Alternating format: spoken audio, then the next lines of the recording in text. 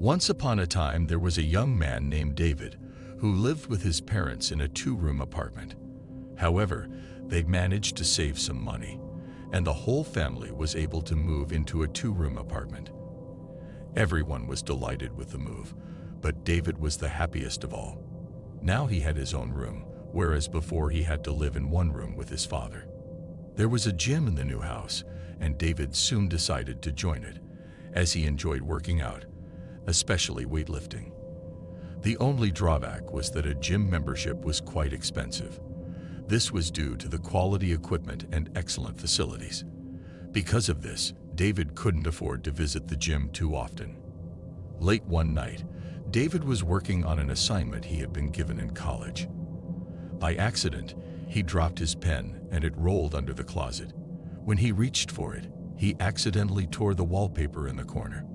David pushed the closet back, grabbed a flashlight, and shined it into the hole behind the wallpaper. In the light of the flashlight, he discovered a ventilation shaft hidden behind the wallpaper. David became very curious as to where it led. Without thinking, he found a rope, tied it to the couch, and began to climb down into the vent, lighting his way. Soon he found himself at the gym where he had worked out just the day before. It was quite late by this time. The gym had closed an hour ago. Now David could use all the machines as much as he wanted. His parents didn't know about his nocturnal adventures as they never checked on him in the middle of the night. After each visit, David made sure to put all the exercise equipment back in its place and quietly went back to his room. After a week, David even started walking into the gym at regular hours, discreetly asking if anyone noticed anything unusual. All the coaches and visitors shrugged their shoulders, claiming that nothing strange was going on there. One evening, when David once again went down to the gym for a free workout, after 20 minutes he heard strange noises coming from the other end of the gym. Cautiously peering into the aisle between sections of the gym, he was surprised to see a figure approaching, glowing with a blue light. The stranger was dressed in a white t-shirt, red shorts, and black sneakers. David quickly hid behind the treadmill, anxiously awaiting developments. He wanted to return through the ventilation shaft, but his path was blocked by a strange figure that was most likely not human.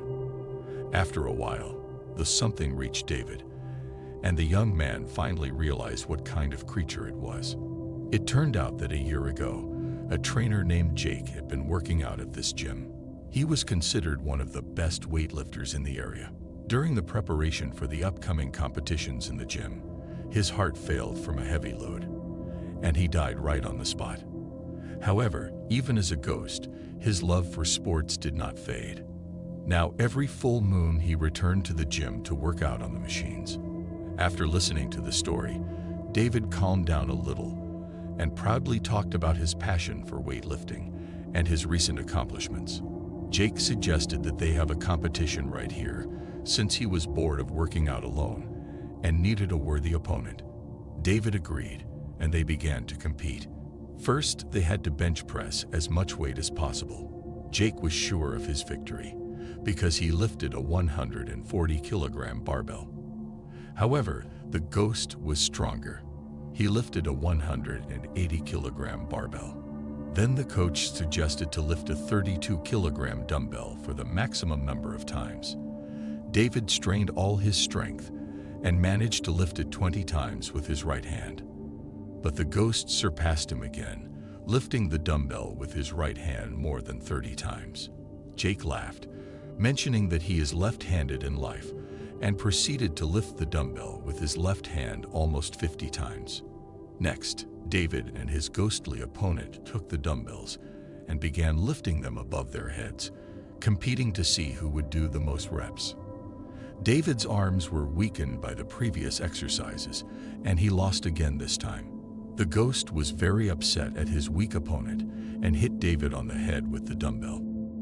The next morning, the secretary, who had come to work early, found David in a pool of blood, shaken and frightened. The ambulance and police arrived at the scene and took David to the hospital, and then, after he regained consciousness, to the police station. David went insane from the experience and kept saying that he had seen the ghost of the dead coach. However, no one believed his stories. They came to the conclusion that David sneaked into the gym at night for free training and accidentally hurt himself with a dumbbell, as a result of which he lost consciousness. David was placed in a psychiatric hospital, and sometimes, walking past his room at night, you could hear him screaming, "Please take the dumbbell away. I want to exercise."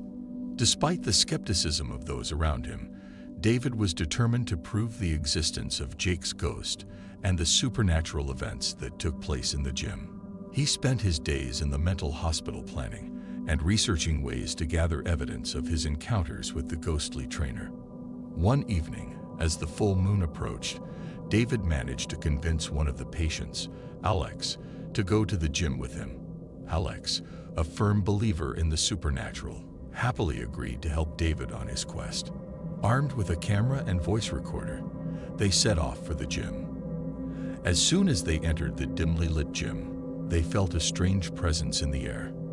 The air seemed to grow colder as they approached the bench press, where David and Jake were competing. David set up his camera, pointing it at the bench, and Alex picked up the recorder. As they waited in silence, the eerie blue glow signaling Jake's presence gradually began to fill the room. Suddenly, the bench press bar began to move on its own, as if lifted by an invisible force. A camera captured this amazing sight, and a tape recorder recorded the sound of Jake's laughter. Stunned by the evidence they received, David and Alex realized they had proof of the ghost's presence. They returned to the psychiatric hospital with the recordings, and David was finally being taken seriously. His case caught the attention of paranormal investigators, and they decided to conduct a thorough investigation at the gym.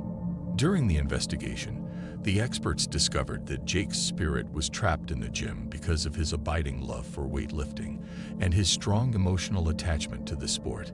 The findings led to a spiritual ritual that helped Jake find peace and transition into the afterlife. After the ritual was completed, Jake's ghost stopped appearing, and the gym returned to its normal state.